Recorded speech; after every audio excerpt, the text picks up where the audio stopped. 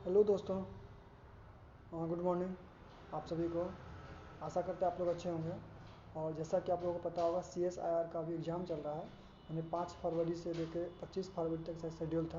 तो मेरा भी एग्ज़ाम था, 16 फरवरी को मेरा एग्ज़ाम था। तो मेरा एग्ज़ाम कल हुआ, मैं कल देकर, मेरा सेंटर कोलकाता था, तो मैंने कल एग्ज़ाम दिया। तो पहले पेपर 1 था, उसके बाद पेपर 2 था। पेपर 1 फर्स्ट सिटिंग में था और पेपर 2 था सेकेंड सिटिंग में। यानी सेम डे पेपर 1 और पेपर 2 हो जाता है। तो पेपर 1 में 100 नंबर का जीके पूछा था और करंट अफेयर था और पॉलिटी से कुछ क्वेश्चन थे और इंग्लिश था 50 नंबर का। टोटल पेपर 1 में 150 नंबर का क्वेश्चन पूछा गया था, जिसमें से एक दो क्वेश्चन जीके में बात करें, एक दो क्वेश्चन स्टेटमेंट पर थे। मुश्किल से 5 क्वेश्चन होंगे और बाकी वन लाइनर क्वेश्चन थे। क्वेश्चन का लेवल ठीक ही था, ना उतना हार्ड ना उतना इजी, मैंने मॉडरेट लेवल का क्वेश्चन था। और जैसा उसमें लिखा था, अपना जो CSIR ने जो अपना पूरा बताया था किस चैप्टर से क्या क्वेश्चन पूछेंगे, कौन कौन कौन चैप्टर से क्वेश्चन पूछेंगे, वही पूरा मेंटेन किया था। कुछ अलग से कुछ दूसरा कुछ नहीं था। तो जीके में कितना हम बनाए, 65 शायद बनाए हैं। और इंग्लिश में हम 40 बनाए, शायद 40 या 42 ऐसे ही आसपास बनाए हैं। टोटल मैंने पेपर 1 में 111 अटैम्प्ट किया है। मैंने एक्यूरेट हमको याद नहीं है जो कितना एग्जैक्ट हम बनाए हैं, लेकिन टोटल जब देखें तो पेपर 1 में 111 हम बनाए थे। तो सब सही भी नहीं है और सब गलत भी नहीं है, जो लगा हमको बना दिए। और क्योंकि जीके में क्या है, जिसको जो आता होगा वही बना सकता है जीके में। उसमें तो कोई मैंने कोई फार्मूला तो उसका है नहीं जो सोच सोच के बनाइएगा। तो जितना पढ़े थे उतना बनाए हैं। और इंग्लिश में पंक्चुएशन नहीं पूछा था हमने, बस पोएम आया था और पैसेज आया था। एक पोएम पर था और एक पैसेज पूछा था। और और ग्रामर पूछा था, थोड़ा बहुत ग्रामर था। और PQRS से कुछ था जिसे जंबल सेंटेंस कहते हैं, वो क्वेश्चन पूछा था।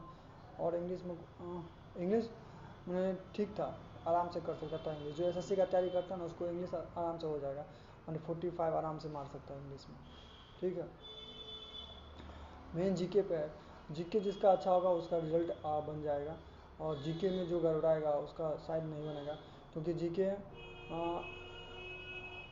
एक तो बहुत कम समय मिला था, मैंने 1-1.5 महीना मिला था पढ़ने में, तो उतना उतना था। पेपर 2 का भी तैयारी और पेपर 1 का भी तैयारी एक साथ करने के बहुत सब्जेक्ट था। खास करके जो SSC की तैयारी कर रहे हैं तो उनके लिए थोड़ा दिक्कत होगा। ऐसा नहीं है जो बिल्कुल भी कैंडिडेट SSC वाले नहीं कर सकते हैं, ऐसा नहीं है, ऐसा कुछ नहीं है। करने वाले तो कर ही लेंगे। तो मैंने वही 111 अटैम्प्ट किया, देखते हैं क्या होता है। तो ज़्यादा उम्मीद भी नहीं रखे हैं। और फिर पेपर 1 ख़त्म होगा तो फिर पेपर 2 स्टार्ट हुआ। लंच टाइम के बाद पेपर 2 स्टार्ट हुआ। तो पेपर 2 में वही 25 क्वेश्चन मैथ, 25 रीजनिंग का था, 25 ज्योग्राफी था, 25 ये था इथिक्स था, 25 प्रिंसिपल मैनेजमेंट था, 25 डिसीजन मेकिंग था और 25 इकोलॉजी का इन्वायरमेंट से क्वेश्चन था। तो रीजनिंग बन जाएगा। इतना भी रीजनिंग आसान नहीं पूछ रहा है, जो बन जाएगा आपसे। नहीं ठीक है, मेंटेन ठीक है पेपर का। और आराम से बन जाएगा। 25 मैथ, 25 रीजनिंग बन सकता है। लेकिन हमको 25 और रीजनिंग में हम 25 बना दिए, लेकिन मैथ में हमको 21 ही बना, क्योंकि 4 क्वेश्चन था ना, वो मैंने डाटा बेस पे था। उसमें थोड़ा मैंने घुमा के क्वेश्चन दिया था, हम समझ ही नहीं आया। ठीक है। जिसका भी 16 फरवरी के 16 फरवरी के पेपर 2 का पेपर हो, बताइएगा। वो जो डाटा वाला था 4 क्वेश्चन, मैंने जो ट्रेन करके था A+B, B+C, C+D, वो पैसेज करके था, वो बताइएगा उसका आंसर क्या आया था। तो हमें वो क्वेश्चन नहीं बना, बिल्कुल पैटर्न ही नहीं समझ आया, तो हमको नहीं बना। और तो मैंने मैथ में 21 अटैम्प्ट किए और रीजनिंग में 25 कर दिए। और उसके बाद डिसीजन मेकिंग में मैंने 23 अटैम्प्ट किया है। और इथिक्स में शायद 15। और सबसे कम मैनेजमेंट में किए, प्रिंसिपल एंड मैनेजमेंट में जो था क्वेश्चन, उसमें हम बहुत कम अटैम्प्ट किए हैं क्वेश्चन, नहीं समझ ही नहीं आ रहा था। और साइंस भी ठीक थे, साइंस भी मेरा ठीक है, साइंस में शायद मैंने 23 अटैम्प्ट किए हैं, साइंस भी ठीक है। तो कुल मिला के जिसका इथिक्स और मैनेजमेंट और डिसीजन मेकिंग अच्छा होगा ना, उसी का शायद रिजल्ट हो सकता है।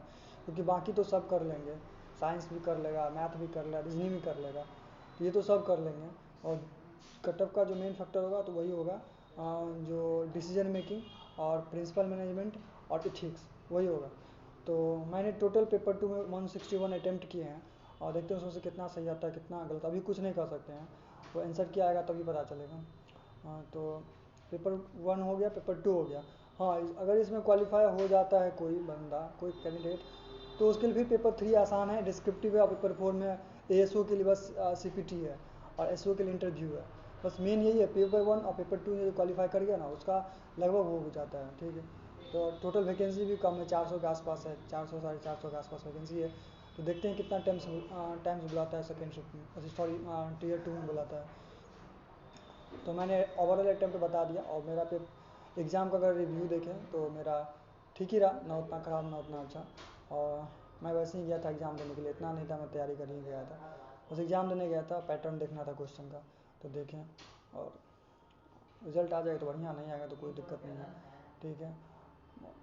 अभी आने वाले शिफ्ट में अगर कोई का एग्ज़ाम है तो थोड़ा बहुत इथिक्स का देख लीजिए, डिसीजन मेकिंग देख लीजिए, और बाकी तो आप सब बना सकते हैं, थोड़ा जीके देख लीजिए उसका।